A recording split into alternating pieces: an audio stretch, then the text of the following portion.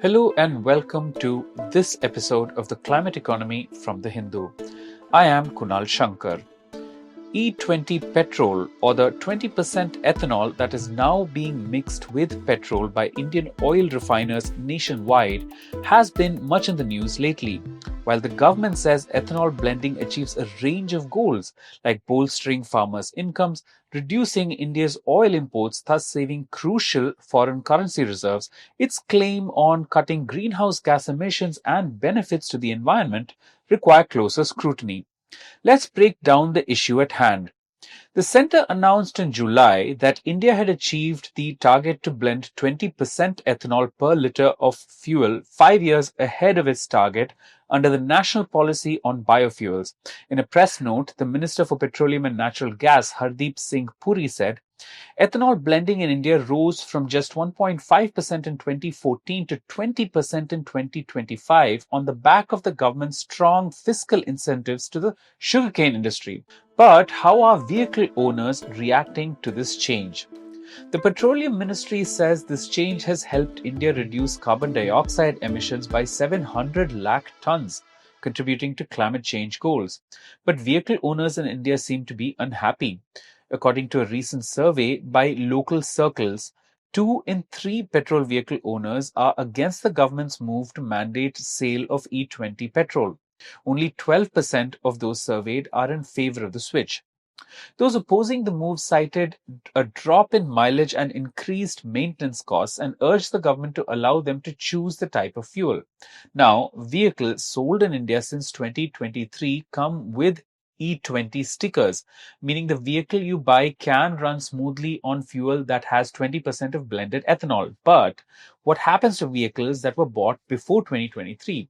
Even manufacturers have addressed these concerns. Hero Motocorp, for example, one of the largest two-wheeler makers, says the material composition such as rubbers, elastometers, and plastic components that are directly exposed to fuel also need to be changed to E20 compatible materials. While the government admitted to a marginal drop in engine efficiency due to ethanol blending, it said that this can be further minimized through improved engine tuning and use of E20 compatible materials, which leading automobile manufacturers have already adopted. Minister Puri has called this consumer angst a vilification campaign facilitated by vested economic interests.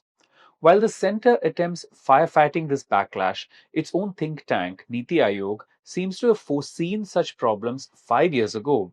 In its roadmap for ethanol blending, Niti Aayog urged the government to, quote, compensate the consumers for a drop in efficiency from ethanol blending fuels by way of a tax incentive on E20 and E10 fuel.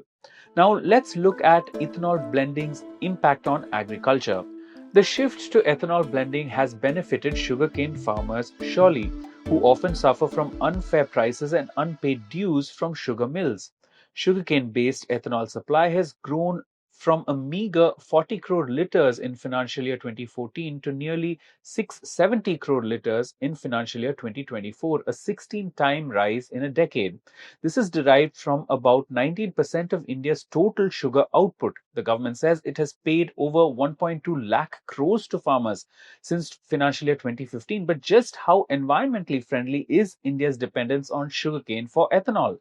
The sugarcane crop is water intensive. It requires about 60 to 70 tons of water to cultivate 1 ton of sugarcane. Many sugarcane growing regions in India do not receive the 1500 to 3000 millimeter rainfall that is necessary for the crop's optimal growth. This in turn forces the farmer to depend on groundwater and unsustainable methods like flood irrigation. Farmer distress in sugarcane growing states like Maharashtra has been well documented. A 2023 report by the Central Groundwater Board found that sugarcane growing districts in the state use more groundwater than their nearby regions.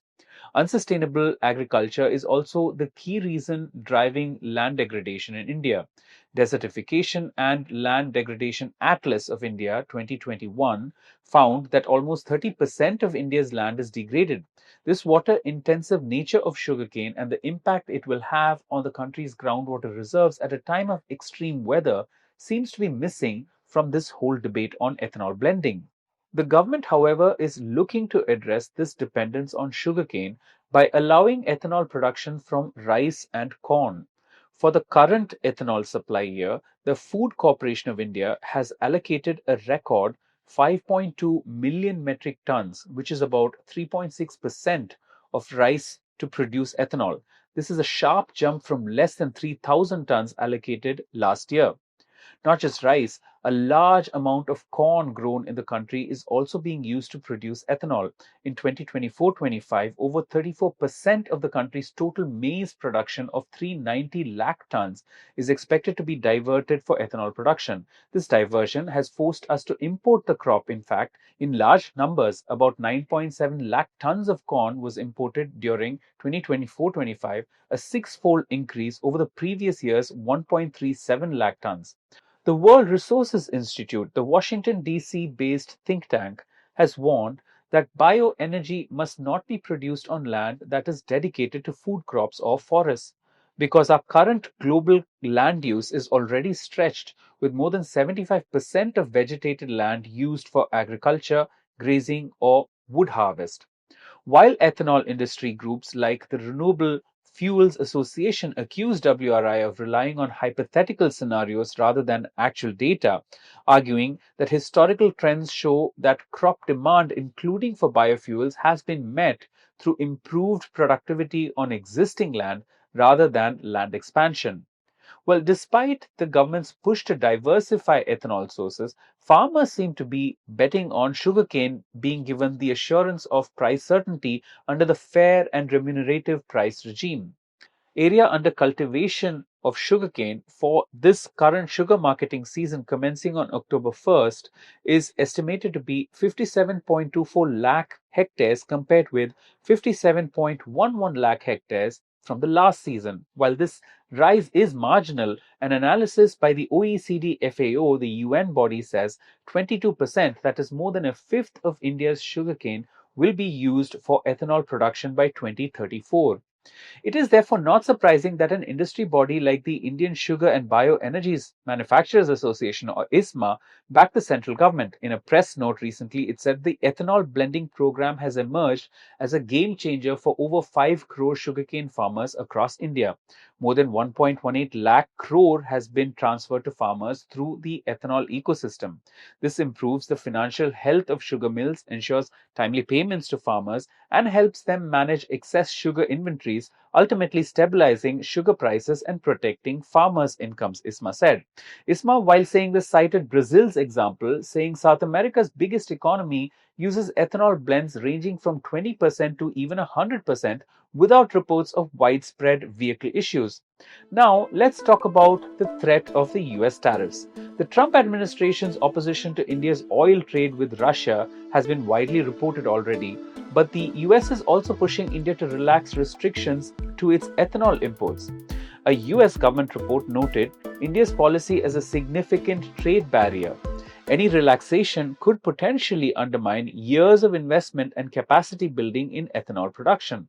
The possibility of such a move is ringing alarm bells in the industry. ISMA again has urged the government to restrict ethanol imports. Given India's overwhelming reliance on oil imports, success in ethanol blending should cut energy import bills. The ministry's recent tweet says since 2014-15, India has already saved more than 1.4 lakh crore in foreign exchange through petrol substitution. But the benefit does not seem to have been passed on to the end consumer by way of reduced retail prices. An analysis by the Hindu's data team showed that the benefits of processing cheaper Russian crude has been passed on to the government rather than the end consumer.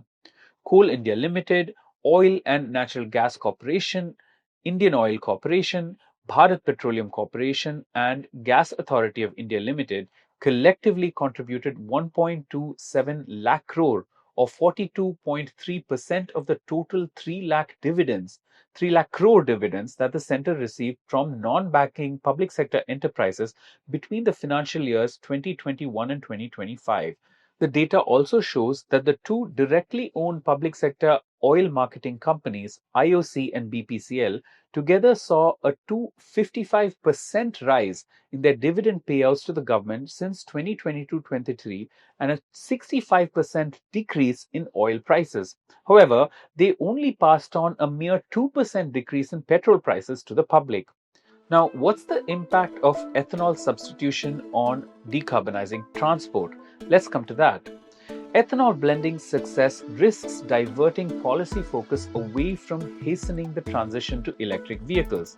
Shifting to EVs is important as the potential reduction in emissions is far higher than the reductions that we could achieve from ethanol blending.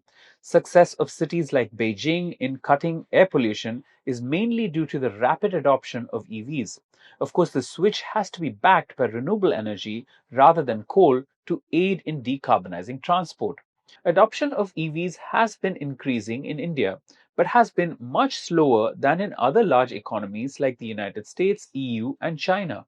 The country has progressed to just about 7.6% of sales from EVs in 2024, far behind its own target of 30% by 2030, meaning it has taken nearly 10 years to reach a penetration level of nearly 8%, which must be ramped up to over 22% in the next 5 years alone. Another challenge in wider EV adoption in India is dependence on rare earth elements from China. India's rare earth imports are lower due to the nascent stage of its EVs and allied tech industries.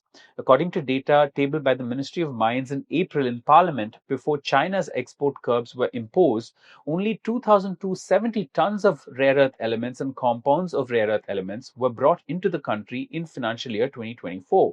But this relatively lower level is critical for the auto industry to sustain the current level of EV production. The Ministry of Mines said in a presentation in January that production and processing of many critical minerals are geographically concentrated, making global supply vulnerable to several risks. The industry has also sounded alarm bells about the disruption in rare earth supply.